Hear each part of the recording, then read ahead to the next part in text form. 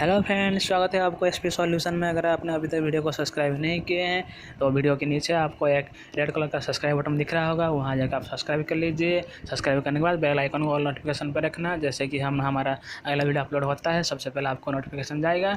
Video को and तक देखें। अगर आपको वीडियो पसंद आता है तो प्लीज़ लाइक करें, शेयर करें और अपने दोस्तों को ज़रूर बताएँ। तो चलिए स्टार्ट करते हैं। आज का जो हमारा टॉपिक है वो है कंसंट्रेशन यूनिट के बारे में। ये वीडियो हमारा मोल कॉन्सेप्ट का तीसरा वीडियो होगा। हम स्टोइकियोमेट्री करना चाहते थे, लेकिन स्टोइकियोमेट्री में कंसंट्रेशन यूनिट के यूज बहुत ज़्यादा दिखने के लिए मिल जाते हैं। इसलिए हम सोचे कि पहले हम कंसंट्रेशन यूनिट के बारे में पढ़ेंगे, फिर जाके हम स्टोइकियोमेट्री करेंगे। ठीक है, तो आज जो हमारा टॉपिक है वो होगा कंसंट्रेशन यूनिट के बारे में, या कंसंट्रेशन यूनिट को हम क्या कहते हैं, कंसंट्रेशन टर्म भी कहते हैं। तो हमें यह पता करना होगा कि कंसंट्रेशन क्या है। Concentration A solution is a homogeneous mixture. मतलब कंसंट्रेशन किसकी कंसंट्रेशन के बारे में हम पढ़ेंगे, हम सॉल्यूशन की कंसंट्रेशन के बारे में पढ़ेंगे। तो चलिए पहले हम सॉल्यूशन क्या होता है पढ़ेंगे, फिर सॉल्यूशन का कंसंट्रेशन हम कैसे निकालेंगे, उसका यूनिट क्या होता है, फिर हम पढ़ेंगे। तो ठीक है। A solution is a homogeneous mixture of two or more substance which lose their individual identity and cannot be separated by simple process is called a solution। मतलब solution क्या है, मतलब the property of solution at every point remain same। मतलब एक solution में आप जिस भी जगह पर देखोगे सॉल्यूशन का प्रॉपर्टीज़ वहाँ पर मतलब सेम ही रहेगा। एग्जांपल ले ले NaCl। मतलब NaCl का सॉल्यूशन में आप सॉल्यूशन में जहाँ भी देखोगे NaCl का प्रॉपर्टीज़ आपको वहाँ लिखने के लिए मिल जाएंगे। NaCl क्या होता है, नमक होता है। नमक का सॉल्यूशन में आप जहाँ भी सॉल्यूशन टेस्ट करोगे तो पूरा का पूरा सॉल्यूशन आपको नमक जैसा ही लगेगा। आपको पता चल गया होमोजेनियस का मतलब क्या है।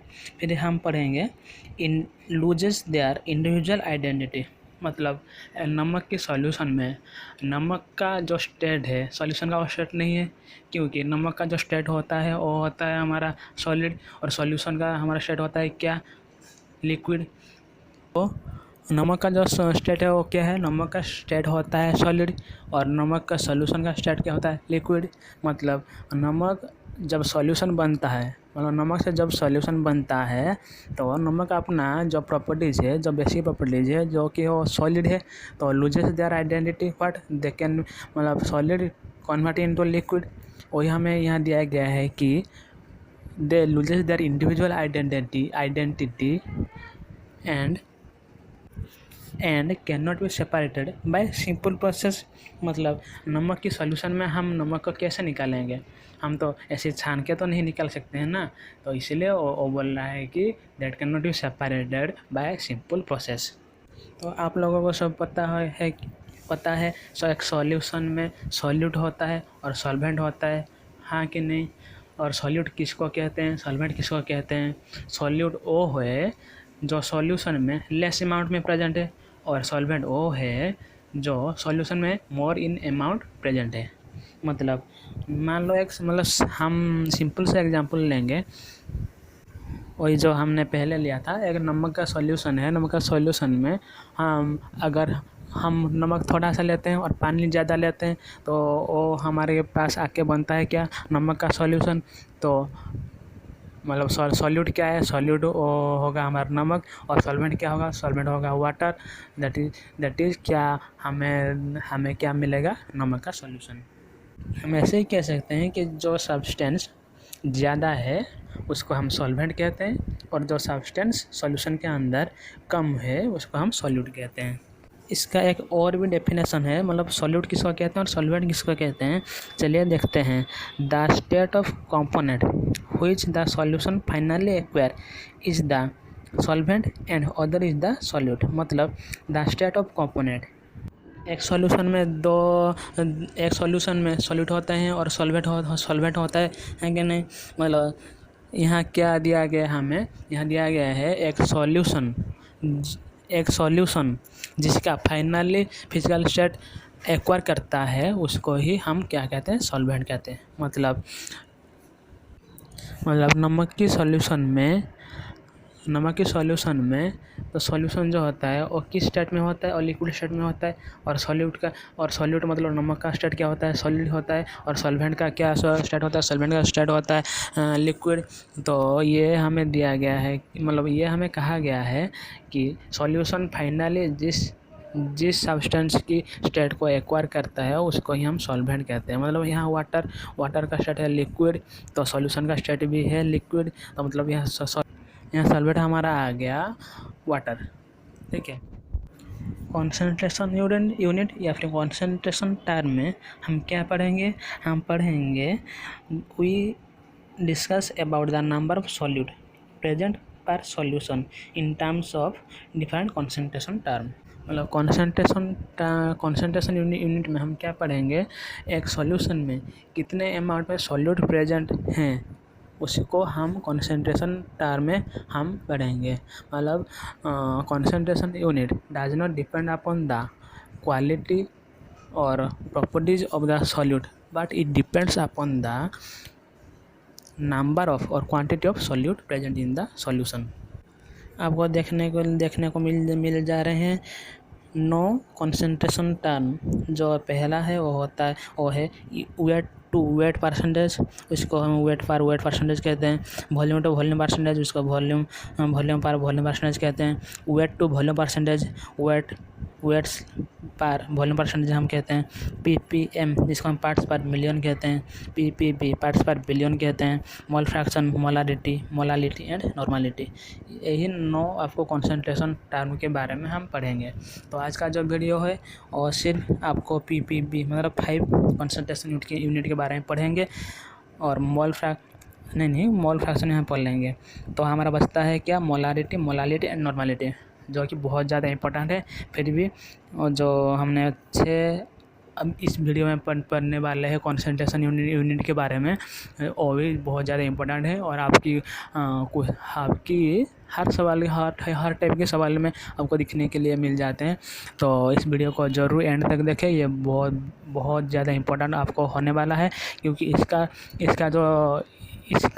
डॉक्यूमेंट के साथ बहुत ज़्यादा रिलेशन है। मतलब अगर आप कॉन्सेंट्रेशन टर्म को अच्छे से नहीं समझेंगे, ठीक से नहीं समझेंगे, तो आप स्टोइकियोमेट्री के सवाल नहीं कर सकते हैं, क्योंकि स्टोइकियोमेट्री के सवाल बहुत ज़्यादा टॉप के आते हैं। तो इसलिए स्टोइकियोमेट्री सॉल्व करने के लिए हमें पहले कॉन्सेंट्रेशन टर्म को ठीक से पढ़ना होगा और समझना होगा। इसलिए वीडियो को एंड तक देखें। अगर आपको वीडियो पसंद आता है तो लाइक कर दीजिए और अपना कमेंट ज़रूर बताएं कि हम क्या कर सकते हैं, आगे क्या करने वाले हैं। तो आपको हमें बताना होगा कमेंट बॉक्स में जाकर। तो चलिए आज हम पढ़ेंगे क्या, wait percentage, volume per volume percentage and wait per volume percentage, ppm ppb and mole fraction के बारे में हम इस वीडियो में पढ़ेंगे। तो सबसे पहले हमें क्या पढ़ना है, सबसे पहले हमें पढ़ना होगा कि एक सॉल्यूशन में सॉल्यूट कौन है और सॉल्यूशन कौन है। तो इसके लिए मैंने आपको एग्जांपल दिया था नमक का सॉल्यूशन, जो कि एक बहुत ज़्यादा सिंपल सॉल्यूशन मतलब सिंपल एग्जांपल था। लेकिन क्वेश्चन में आपको तो क्वेश्चन में तो आपको मतलब इतना ज़्यादा आसान सा एग्जांपल नहीं आएगा, तो एग्जांपल बहुत हार्ड होने वाला है। तो प्लीज़ आप ध्यान से समझें, पढ़े और समझें। जैसे कि आपको दिख रहा होगा, हमें एक सॉल्यूशन दिया गया है। तो उस सॉल्यूशन में क्या है, उस सॉल्यूशन में H2SO4 और वाटर प्रेजेंट है। H2SO4 कितना अमाउंट में present, H2SO4 147 gram and H2O है 54 ग्राम। तो यहाँ तो आपको दिख रहा होगा कि H2SO4 is more in amount, that is 147 gram present है, और H2O सिर्फ 44 ग्राम प्रेजेंट है। तो आप आसानी से कह सकते हैं कि H2SO4 सॉल्वेंट है और सॉल्यूट है H2O। लेकिन यहाँ ऐसा कुछ भी नहीं है, आप ध्यान से रखें। सॉल्यूट O होता है जो कि जिसकी नंबर ऑफ मोल्स कम है,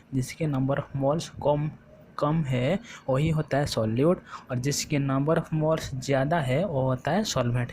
ध्यान से याद रखें, समझे।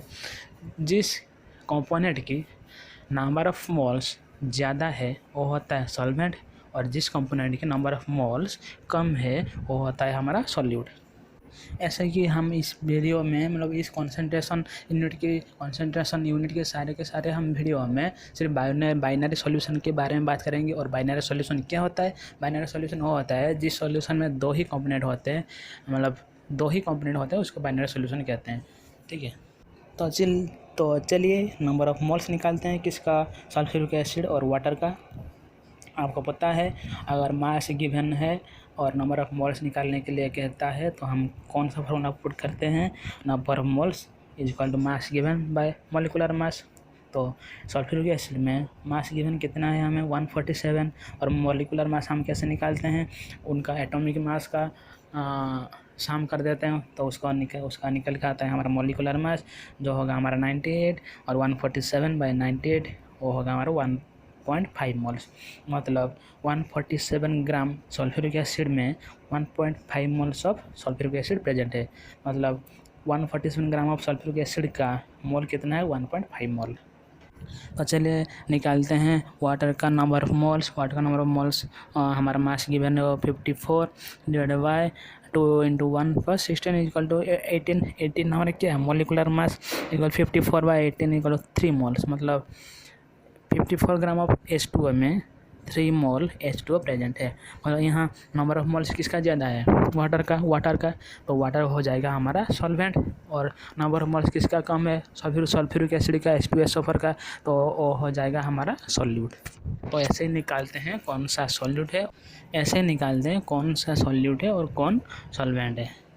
हमने अभी तक क्या पढ़ा? हमने अभी तक पढ़ लिया कि एक सॉल्यूशन में सॉल्यूट कौन है और एक सॉल्यूशन में सॉल्यूट कौन है और सॉल्वेंट कौन है, हम उसको कैसे पहचानेंगे, कौन सी टर्म है कॉन्सेंट्रेशन यूनिट की, ये हम पढ़ेंगे। ये हम पढ़ लिए, अभी उनको हम डिटेल्स में पढ़ेंगे। पहला जो था वो था हमारा मास परसेंटेज। ठीक है, मतलब वो मास को हम वेट भी बोल सकते हैं कि नहीं? वेट मतलब उसको हम सिंबल में लिखते हैं वेट परसेंटेज। हम पहले बेसिक की बात करेंगे। वेट परसेंटेज मतलब क्या? मतलब कितने वेट ऑफ सॉल्यूशन में कितने वेट ऑफ सॉल्यूट प्रेजेंट है, किस में? परसेंटेज में मतलब 100 में। मतलब 1 ग्राम मतलब मान लो कि 1 ग्राम सॉल्यूशन में 0.5 ग्राम ऑफ सॉल्यूट प्रेजेंट है, तो हम निकालेंगे किस में? 100 में। 100 में क्यों निकालेंगे? क्योंकि हमें परसेंटेज निकालने के लिए कह रहा है, इसलिए हम 100 में निकालेंगे। तो उसका जो बेसिक का कॉन्सेप्ट आ गया कि कितने ग्राम ऑफ वेट मतलब ग्राम मास होता है कि नहीं? मतलब वेट तो मिलीलीटर लीटर नहीं होता है ना। तो क्या हमें निकल के आ गया कि कितने ग्राम ऑफ सॉल्यूशन में कितने ग्राम ऑफ सॉल्यूट प्रेजेंट है, उसको हम किस में निकालेंगे? 100 में निकालेंगे। एक एग्जाम्पल के साथ करते हैं। Let us we are given an aqueous solution of KCl potassium chloride. हमें एक पोटासियम क्लोराइड का सॉल्यूशन दिया गया है 5% वेट बाय वेट। हमें ऐसे ही लिखा होगा कि एक सॉल्यूशन का किसी भी सॉल्यूशन हो सकता है। हम यहाँ लेंगे KCl सॉल्यूशन 5% और ब्रैकेट में दिया होगा wait percentage 5% weight by weight लिखा होगा। मतलब इसका मतलब क्या है? इसका मतलब 5 gram of KCl potassium chloride is present in 100 gram of solution. 5% मतलब क्या? 5% मतलब 5/100 मतलब 100 में 5 मतलब 100 ग्राम सॉल्यूशन में 5 ग्राम सॉल्यूट प्रेजेंट है, वही होता है 5% वेट बाय वेट। अगर वेट बाय वेट हमें लिखा है तो हम सॉल्यूशन को भी ग्राम में लेंगे और किलोग्राम में लेंगे, जो भी वेट का हमारा यूनिट होगा, और सॉल्यूट को भी हम ग्राम में या फिर जो वेट का यूनिट होगा उसमें लेंगे। तो हम इसके साथ हम एक फार्मूला याद कर सकते हैं कि वेट पर वेट परसेंटेज हम कैसे निकालेंगे। वेट पर वेट परसेंटेज हम निकालेंगे मास of solute by mass of solution into 100 क्यों किया गया है? 100 इसलिए किया गया क्योंकि हम 100 में से निकालने हैं, इसलिए यहाँ इनटू 100 दिया गया है। मतलब मान लो आपकी एग्ज़ाम 600 में आप एग्ज़ाम दिए हो और आप मार्क्स सिक्योर किए हो कितना? 140, ठीक है। मतलब और लिखा होगा आपको फ्रैक्शन में कैसे 140 डिवाइड बाय 60, मतलब 60 में कितना मार्क रखे हो, 60 में आप रखे हो 140। अगर उसको हम परसेंटेज निकालेंगे तो क्या करेंगे, इंटू 100 करेंगे तो हम परसेंटेज निकालने, ऐसे ही हम परसेंटेज निकालते हैं। तो ऐसे ही हम वेट बार वेट परसेंटेज निकाल सकते हैं। कैसे, मास of solute by mass of solution, mass of solute by mass of solution into 100। ये जो कि एक इम्पोर्टेंट फार्मूला है, आपको याद रखना होगा। तो चलिए इसको हम बेहतर से समझने के लिए कुछ सवाल करते हैं, जो सवाल आपको स्क्रीन में दिख रहा होगा। और सवाल करने से पहले मैं आपको फिर से बता दे रहा हूँ, वीडियो को एंड तक ज़रूर देखें, और अगर पसंद आपको आता है तो लाइक करें, क्योंकि लाइक अगर जितना ज़्यादा लाइक होगा हमें उतना ज़्यादा मोटिवेशन मिलता है कि हाँ, हमारे वीडियो को इतने जन लोग देख रहे हैं तो हमें और वीडियो बनाना चाहिए। तो आप अगर आप वीडियो देख रहे हो तो एंड तक देखें और लाइक ज़रूर करें, और सब्सक्राइब नहीं किया तो पहले ही मैंने बता दिया था आपको, सब्सक्राइब ज़रूर करें। तो ठीक है, ये वाला टॉपिक बहुत ज़्यादा ही इम्पोर्टेंट होने वाला है आप सभी के लिए, जो कि कॉम्पिटिटिव एग्ज़ाम के लिए प्रिपेयर हो रहे हैं, या फिर जो कि अपने बोर्ड की एग्ज़ाम के लिए प्रिपेयर हो रहे हैं। सभी के लिए ये वाला टॉपिक बहुत ज़्यादा इम्पोर्टेंट है, क्योंकि ये वाला टॉपिक आपको सभी कॉम्पिटिटिव एग्ज़ाम में, जैसे कि मतलब कुछ भी हो सकता है, आपकी स्टेट की किसी भी कॉम्पिटिटिव एग्ज़ाम में हो, या फिर आपकी बोर्ड की किसी भी बोर्ड की एग्ज़ाम हो, आपको ये वाला टॉपिक सभी में देख। तो इस वीडियो को ज़रूर एंड तक देखें, और बहुत ही इम्पोर्टेंट वीडियो है। तो चलिए कुछ सवाल करते हैं कि कैसे हम वेट परसेंटेज निकालेंगे।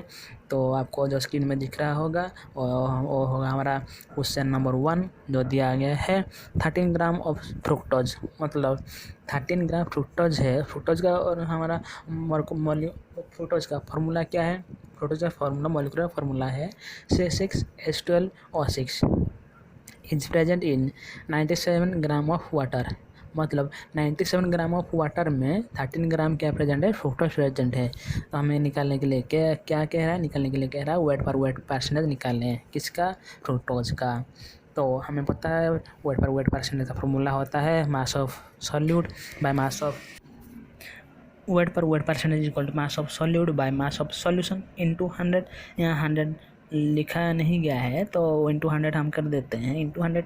तो मास ऑफ सॉल्यूट हमें कितना प्रेजेंट है, मास ऑफ सॉल्यूट प्रेजेंट है हमें 13 ग्राम बाय मास ऑफ सॉल्यूशन का हम मास निकालेंगे, मास of solute plus mass of solvent होता है, और मास ऑफ सॉल्यूशन हमारा होता है, मास ऑफ सॉल्यूट यहाँ 13 ग्राम है और मास ऑफ सॉल्वेंट 97 ग्राम। और 97 ग्राम सॉल्यूट किया क्यों है, क्योंकि मतलब 13 ग्राम फ्रुक्टोज में हम किसके साथ ऐड करेंगे, 13 gram fructose plus 97 gram of water add करेंगे, तब जाके सॉल्यूशन बनेगा किसका, फ्रुक्टोज का, और वाटर का सॉल्यूशन बनेगा। तो इसीलिए यहाँ सॉल्वेंट है तो इसीलिए वाटर सॉल्वेंट है।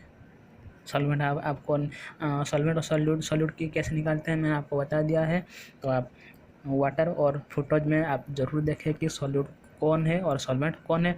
तो ये आपका काम है। मान लेता हूँ, मतलब कोई भी है तो मास ऑफ सॉल्यूट मान लेता हूँ मैं 13, और मास ऑफ सॉल्वेंट होता है 97 इंटू 100 जो होता है 13/110 इंटू 100 इक्वल टू होता है 11.81%। मतलब फ्रुक्टोज का वेट परसेंटेज क्या है, सॉरी सॉल्यूशन का वेट परसेंटेज क्या है, 11.81%। चलिए क्वेश्चन नंबर 2 हमें दिया गया है 6 ग्राम ऑफ सुक्रोज कितने अमाउंट में, कितने की सुक्रोज का वेट कितना है, 6 ग्राम इज प्रेजेंट इन, क्या दिया गया है 78.9 लीटर ऑफ सॉल्यूशन। तो ये हमारा सॉल्यूशन दिया गया है कि सॉल्यूशन का मास तो नहीं दिया गया है, लेकिन सॉल्यूशन का वॉल्यूम दिया गया है, जो कि है 78.9, मतलब 78.9 लीटर ऑफ सॉल्यूशन में 6 ग्राम ऑफ सुक्रोज प्रेजेंट है। इफ़ फिर दिया गया है इफ़ डेंसिटी दे दिया है। डेंसिटी क्या है, डेंसिटी इक्वल टू 3.2 ग्राम पर लीटर, 1 मिनट, हाँ 3.2 ग्राम पर लीटर, जो कि डेंसिटी ग्राम पर लीटर है। तो सॉल्यूशन लीटर में है, और जो सॉल्यूट प्रेजेंट है वो किस में है, ग्राम में। तो यहाँ हमें कुछ भी कन्वर्ट करने के लिए नहीं पड़ेगा। तो हमें मांगा है कि वेट परसेंटेज हमें पता है कि वेट पर वेट परसेंटेज कैसे निकालते हैं। इसका फॉर्मूला होता है mass of solute divided by mass of solution into 100। तो मास ऑफ सॉल्यूट हमें दिया गया है कितना 6 ग्राम, और मास ऑफ सॉल्यूशन हमें निकालना है, लेकिन हमें मास ऑफ सॉल्यूशन तो नहीं दिया गया है ना, हमें क्या दिया गया है, हमें दिया गया है वॉल्यूम ऑफ सॉल्यूशन इनटू 100। तो हम वॉल्यूम ऑफ सॉल्यूशन से हम कैसे निकालेंगे मास ऑफ सॉल्यूशन। इसके अलावा हम एक और चीज़ दिया गया है जिसका डेंसिटी इक्वल टू, हमें पता है डेंसिटी का फॉर्मूला क्या होता है, डेंसिटी इक्वल टू मास पर वॉल्यूम। तो डेंसिटी दिया गया है, डेंसिटी दिया गया है, और मास हमें निकालने के लिए हमें मास निकालना होगा, और वॉल्यूम दिया गया है। डेंसिटी किसका, सॉल्यूशन का डेंसिटी दिया गया है, मास हमें निकालना है, और वॉल्यूम हमें दिया गया है। तो हम आसानी से निकाल सकते हैं mass equal to density into rho. Density को हम रो में लेते हैं, रो ऐसे होता है रो इंटू वॉल्यूम, जो डेंसिटी इक्वल टू 3.2 और वॉल्यूम 78.9, दैट इक्वल टू होता है हमारा 252 ग्राम इसका मास ऑफ सॉल्यूशन का। तो हम आसानी से पूट करके इसका मास ऑफ सॉल्यूशन का वेट पर वेट परसेंटेज निकाल सकते हैं, जो होगा हमारा 6/252.48 इंटू 100 इक्वल टू होगा 2.38%, वेट 2.38%। फिर हम पढ़ेंगे volume to volume percentage. Volume to volume percentage मतलब परसेंटेज आ गया ना, मैंने आपको बताया था परसेंटेज अगर आपको दिखने को मिलेगा तो अब हमेशा 100 में से निकालेंगे। तो वॉल्यूम पर वॉल्यूम परसेंटेज मतलब कितने वॉल्यूम सॉल्यूशन में कितने नंबर ऑफ सॉल्यूशन में कितने वॉल्यूम ऑफ सॉल्यूशन में कितने वॉल्यूम सॉल्यूट प्रेजेंट है, हम और उसको हम अभी हम वो पढ़ेंगे, ठीक है। तो क्या पढ़ेंगे, कितने वॉल्यूम सॉल्यूशन में कितने वॉल्यूम ऑफ सॉल्यूट प्रेजेंट है, किस में निकालेंगे, 100 में निकालेंगे, कि परसेंटेज दिया गया है तो हम 100 में निकालेंगे। एक एग्जाम्पल के साथ करेंगे। तो हमें दिया गया है कि NaCl aqueous solution is 7% volume by volume, मतलब एक एक्वस सॉल्यूशन है किसका, NaCl का, सोडियम क्लोराइड का, जिसका वॉल्यूम बाय वॉल्यूम परसेंटेज कितना है 7%, मतलब 7 ml वॉल्यूम दिया गया है। तो ml ले सकते हैं, जो आपको दिया ml दिया गया तो ml लेंगे, और लीटर दिया गया तो लीटर लेंगे। तो हम ml लेके करेंगे। तो 7 ml millilitre 7 ml NaCl is present in 100 ml of solution, मतलब 100 ml सॉल्यूशन में 7 ml सॉल्यूट प्रेजेंट है किसका, NaCl का, क्योंकि हमें परसेंटेज कहा गया है, इसलिए हम 100 में से हमेशा निकालेंगे।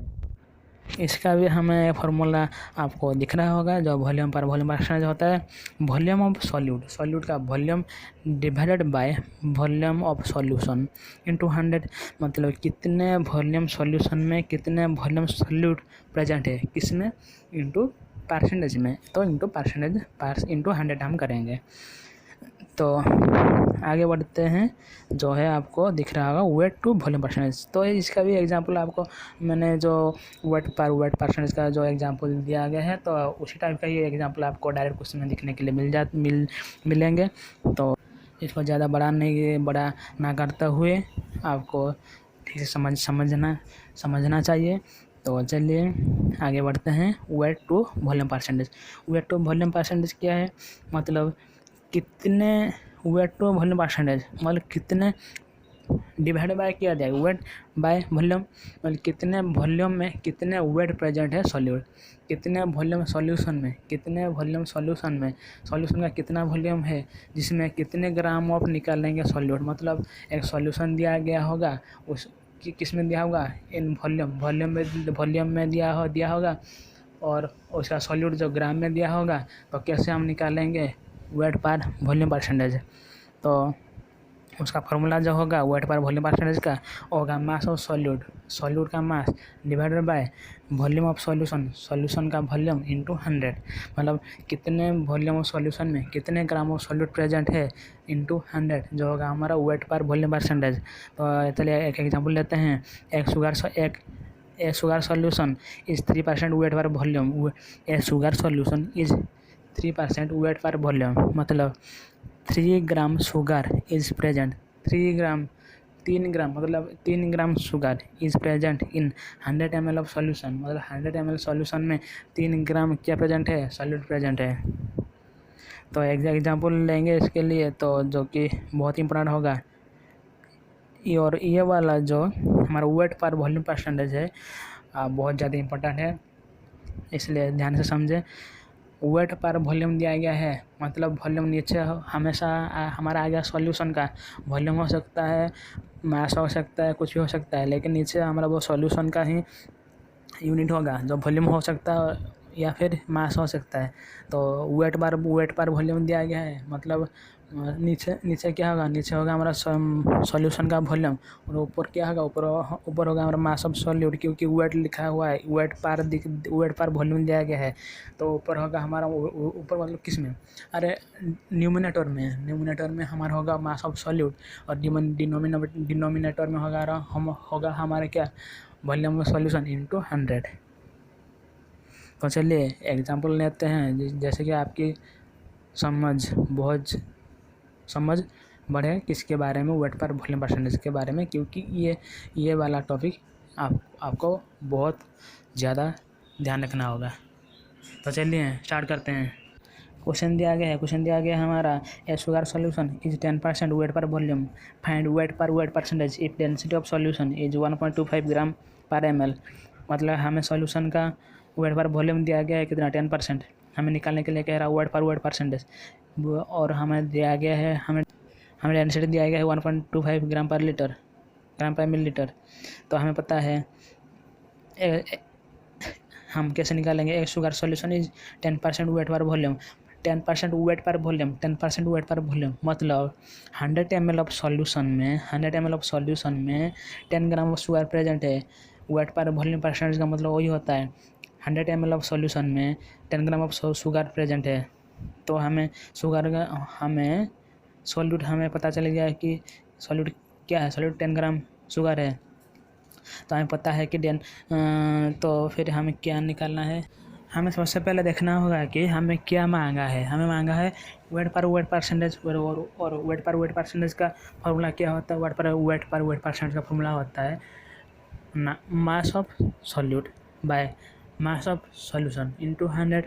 तो हमें मास ऑफ सॉल्यूट पता करना होगा, मास ऑफ सॉल्यूट हमें दिया गया है 10 ग्राम, और मास ऑफ सॉल्यूशन हमें पता करना होगा। मास ऑफ सॉल्यूशन कैसे हम निकालेंगे, मास ऑफ सॉल्यूशन निकालेंगे हम डेंसिटी से, क्योंकि डेंसिटी हमें दिया गया है 1.25, और 1.25 डेंसिटी, और वॉल्यूम दिया गया है हमें 100 ml हमें वॉल्यूम दिया है कि नहीं, क्योंकि हमें 10% वेट पर वॉल्यूम कहा गया है, मतलब सॉल्यूट का वेट है 10 ग्राम और सॉल्यूशन का वॉल्यूम है 100 ml।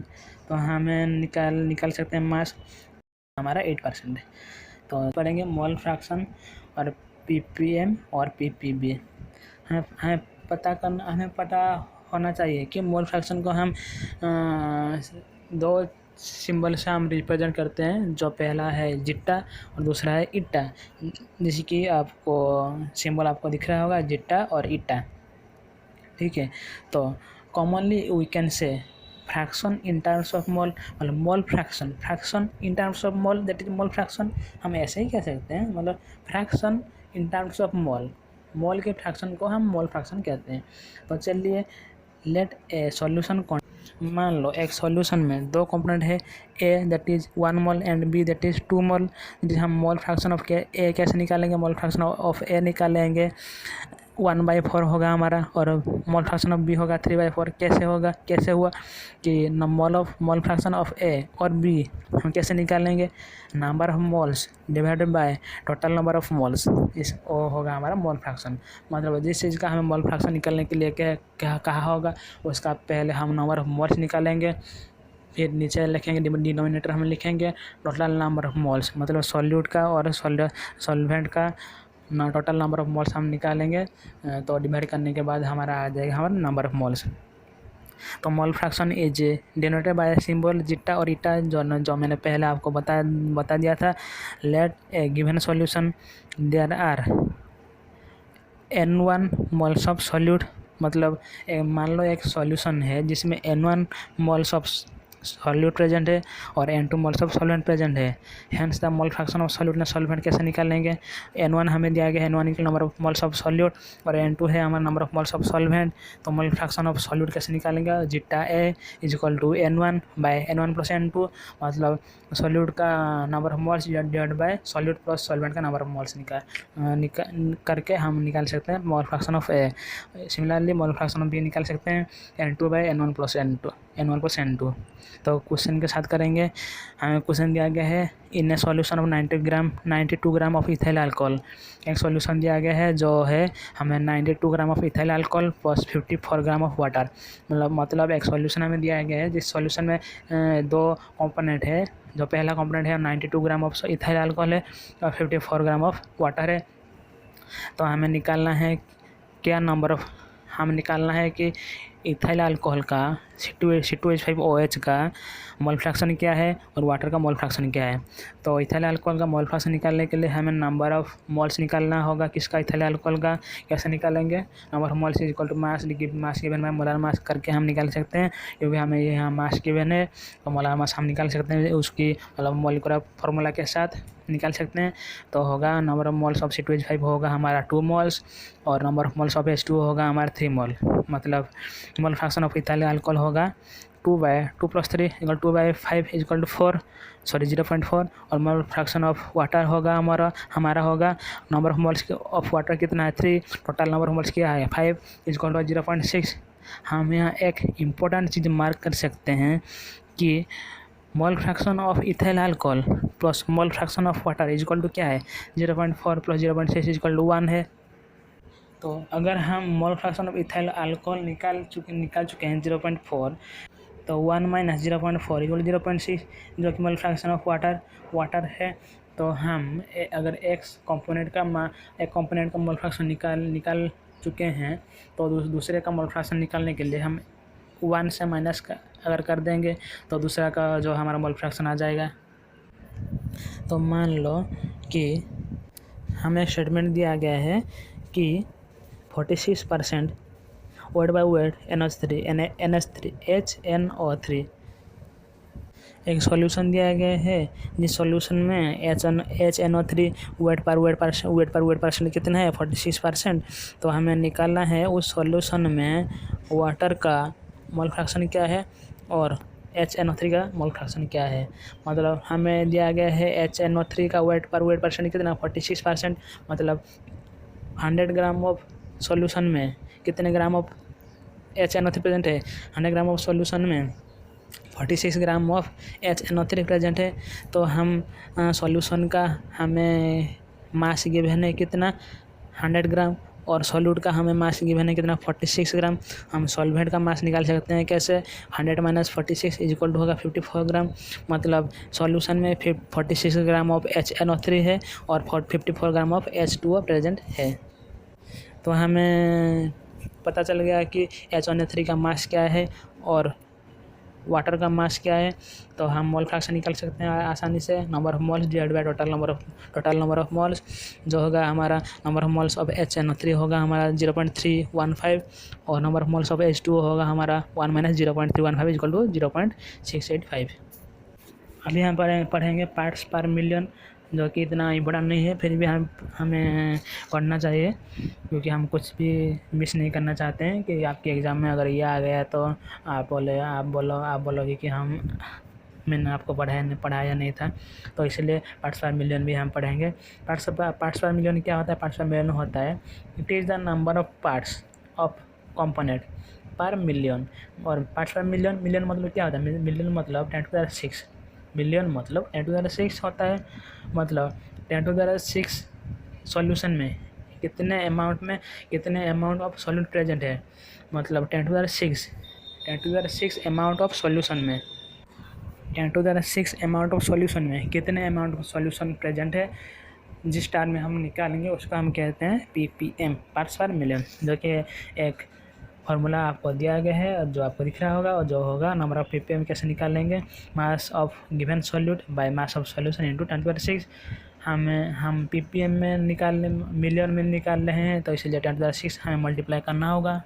अगर हम एक क्वेश्चन ले लेंगे तो आपको आसानी से समझ आ जाएगा कि ये पार्ट्स पर मिलन हम कैसे निकालेंगे। जो आपको दिया गया है और टू क्वेश्चन दिया गया है, oxygen is dissolve in water as 8 × 10⁻⁻⁻ gram oxygen in 100 gram of water. मतलब ऑक्सीजन कितने ग्राम है? ऑक्सीजन 8 × 10⁻⁴ ग्राम है और कितने ग्राम ऑफ वाटर में डिजल्व हो रहा है? 100 ग्राम ऑफ वाटर में डिजल्व हो रहा है। तो हमें कॉन्सेंट्रेशन ऑफ O2 ऑक्सीजन का निकालना है, इसमें इन टर्म्स ऑफ ppm में। हमें पता है ppm क्या होता है। ppm इक्वल कैसे निकालते हैं? मास given bye mass of solute. मतलब यहाँ एक चीज़ ध्यान रखो कि जो सॉल्यूट जिसको हम मिला रहे हैं, किसको मिला रहे हैं? ऑक्सीजन को मिला रहे हैं, किस में? वाटर में मिला रहे हैं। तो जो सॉल्यूशन है तो उसका सॉल्यूशन का मास हमें कितना दिया गया? सॉल्यूशन मास दिया गया है हमें 100 ग्राम, और मास ऑफ सॉल्यूट जो है ऑक्सीजन, उसका मास कितना दिया गया है हमें? 18 × 10⁻⁴ ग्राम। इंटू हम क्या करेंगे? इंटू हम 10⁻⁶ करेंगे।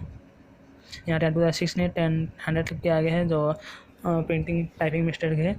तो चलिए 10⁻⁶ करके हम निकालेंगे, जो हमारा आ जाएगा 8 ppm। मतलब 100 ग्राम ऑफ वाटर में अगर हम 8 × 10⁻⁴ ग्राम ऑक्सीजन मिलाते हैं 100 ग्राम ऑफ वाटर में, तो ऑक्सीजन का ppm कितना होगा? ऑक्सीजन ppm होगा 8 ppm। तो ऐसे ही पार्ट्स पर बिलियन हम निकाल सकते हैं। पार्ट्स पर बिलियन क्या होता है? बिलियन होता है 10⁹ मतलब 10⁹ अमाउंट ऑफ सॉल्यूशन में कितने अमाउंट ऑफ सॉल्यूट प्रेजेंट है, जो है हमारा पार्ट्स पर बिलियन है। तो थैंक्स फॉर वाचिंग। ये था हमारा आज का वीडियो, जो हम पढ़े wait percentage, wait per volume percentage, mole fraction, ppm और ppb। इस 6 कॉन्सेंट्रेशन यूनिट के बारे में हम पढ़ लिए हैं। मैं आपको फिर से बता दे रहा हूँ कि हमारा व्हाइट बोर्ड आ चुका है और हमारा अच्छा सा एक बढ़िया सा माइक भी आ चुका है। तो हमारा जो वीडियो होगा, अगला वीडियो होगा, वो ट्रिगोनोमेट्री का होगा, जो कि हम बहुत कम समय में बहुत सारे क्वेश्चन करने वाले हैं और आपको समझना भी बहुत आसान होगा। तो हम बहुत सारे क्वेश्चन करने वाले हैं ट्रिगोनोमेट्री का भी और मोल कॉन्सेप्ट का और कुछ मतलब मोल कॉन्सेप्ट में कॉन्सेंट्रेशन टर्म हम पढ़ रहे हैं। तो कॉन्सेंट्रेशन टर्म में कुछ और 2-3 वीडियो होंगे जो कि आपके लिए बहुत ज़्यादा इंपॉर्टेंट होगा, क्योंकि मोलालिटी और नॉर्मलिटी आपके लिए बहुत ज़्यादा इंपॉर्टेंट टॉपिक है। तो उसको आप ध्यान से समझें, इस वीडियो को भी आप ध्यान से समझें। तो फिर कॉन्सेंट्रेशन टर्म करने के बाद हम पढ़ेंगे स्टोकियोमेट्री ख़त्म होने के बाद हम एक प्रैक्टिस सेट शुरू करेंगे, जो कि अभी आपको रोज़ वीडियो अपलोड हो जाएगा, क्योंकि हमारा व्हाइट बोर्ड आ चुका है। तो ज़्यादा टाइप करने के लिए मतलब परेशानी नहीं होगा। तो इसलिए हम रोज़ एक वीडियो डालेंगे। तो आप प्लीज़ बने रहिए हमारे साथ और वीडियो को देखते रहिए, लाइक करें ज़रूर, सब्सक्राइब करें और शेयर करें। तो चलिए तो हमारा जो अगला जो प्लान है वो क्या है, हम मोल कॉन्सेप्ट की सारी वीडियो ख़त्म करने के बाद क्वेश्चन बैंक स्टार्ट करेंगे, प्रैक्टिस क्वेश्चन स्टार्ट करेंगे। और ट्रिगोनोमेट्री का जो बेसिक कॉन्सेप्ट है उसको ख़त्म करने के बाद उसका भी एक प्रैक्टिस सेट करवाएंगे। प्रैक्टिस सेट के अलावा भी हमारा थ्योरी का भी पार्ट, मतलब प्रैक्टिस सेट करने के बाद हमारा थ्योरी का पार्ट भी हम करते चलेंगे। तो चलिए, थैंक यू फॉर वाचिंग, और हम आगे बढ़ते रहें और आप हमारे साथ बने रहें। आप भी पढ़ते रहिए और आगे बढ़ते रहिए। तो please help us, we help you too. ठीक है, अगर आप हमें हेल्प करेंगे तो मैं भी आपको हेल्प करूँगा, क्योंकि किसमें? आपकी सक्सेस पाने में। तो चलिए, थैंक यू फॉर वाचिंग। आज का वीडियो इतना ही।